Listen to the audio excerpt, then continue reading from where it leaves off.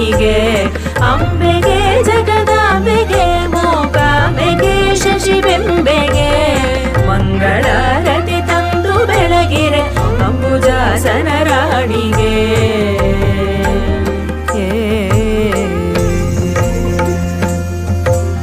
ಶುದ್ಧ ನದಿಯಲ್ಲಿ ಮಡಿಯನುಟ್ಟು ವಜ್ರಪೀಠದಿ ನೆಲೆಸಿರೆ